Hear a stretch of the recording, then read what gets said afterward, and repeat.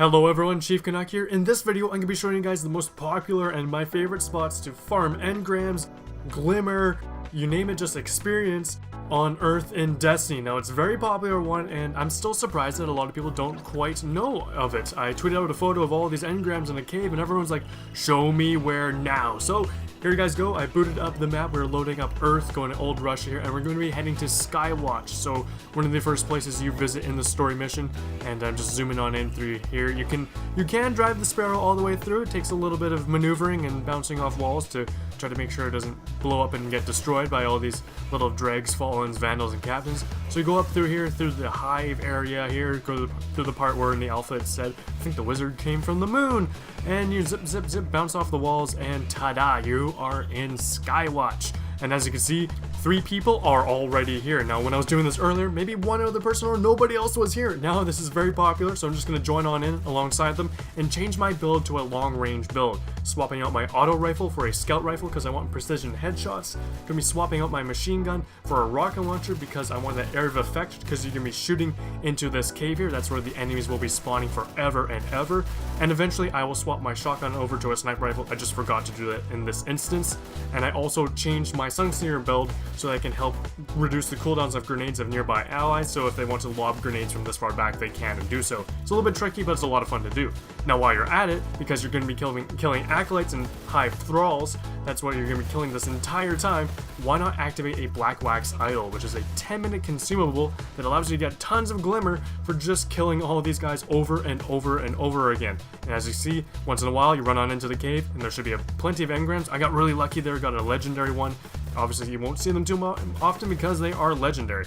And as you can see, I'm just going to be sitting back here, we all return back here, and the enemies begin to spawn. You have to stay this far back behind this concrete block, or else enemies won't spawn, or not all of them will spawn. If you get too close, the thralls won't spawn, and if you're even closer than that, nothing will spawn. So you gotta make sure you stand back and just shoot at these guys here. And as you can see, I'm finally swapping out to my sniper rifle. And so, as you can see, this Black Wax Idol is really racking up the Glimmer here. I fast forwarded to another instance when I was doing this at another time. You even get Glimmer when the people next to you get kills and you don't. So as long as this happens within the 10-minute timer that this consumable does last, you can rack up some serious Glimmer. You can usually get Black Wax Idols by killing bigger name Hive characters, you know, at the ends of strikes and stuff like that. That's usually where I find my Black Wax Idols, and I definitely use them for these farming guides.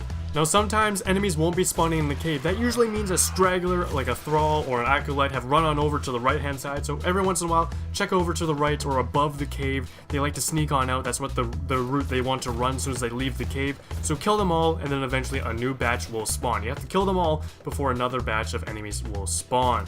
And then you can just get right back into the grind here, getting these headshots, and just racking up the Glimmer and all the engrams just stored in the cave here. Now, here's a few instances of me finally running on in, get a bunch more ammo so to resupply the ammo, get a bunch of engrams, get a bunch of rares here, lots of uncommon. So if you guys want the weapon materials, you can definitely get these by just dismantling the uncommon gears that you'll just eventually get sick of at my rate here. See, just running on in. You can run on in every once in a while. Don't run in all the time because that does stop the spawning. Be considerate of the other guardians nearby you. Make sure when everybody else is running in that you do the same. Also, as an added bonus to this area, about every 20 minutes or so, a Warsat public event can definitely occur. Sometimes right even where you're standing while you're farming. So make sure you step back. As this guy, I'm trying to warn him, like, dude, this thing's gonna be crashing on in. Luckily for him, it wasn't quite close enough. It did damage me, which was kind of cool how it shifted my screen. It was a little bit farther back than I expected. And definitely participate in these public events. One, they'll loosen you up. You know, grinding and farming for a really long time can get a little bit boring, so these do spice things up, and you can get other gear. You can work towards that achievement by getting, I believe it's 10 gold tier public events, and sometimes you even get engrams and stuff like that. So yes, you can definitely get another chance to get a legendary and other engrams and other materials that you can use at the tower. And like I said, make sure you pay attention, because sometimes you can hit you square in the back of the head. That was really awkward.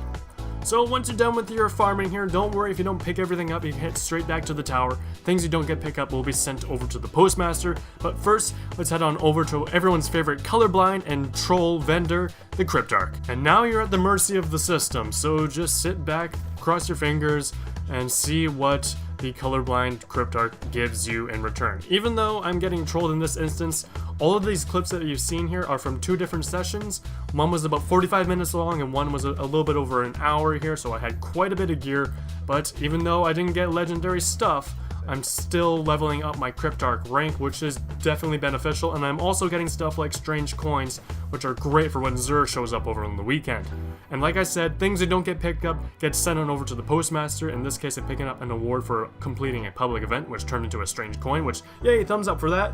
Also, returning back another time some lost items that I didn't pick up, public events, and a package from the Cryptarch for leveling up the Cryptarch rank. As you can see, you can definitely level up the Cryptarch pretty quickly with this, and who doesn't like giving the Cryptarch more opportunities to troll you?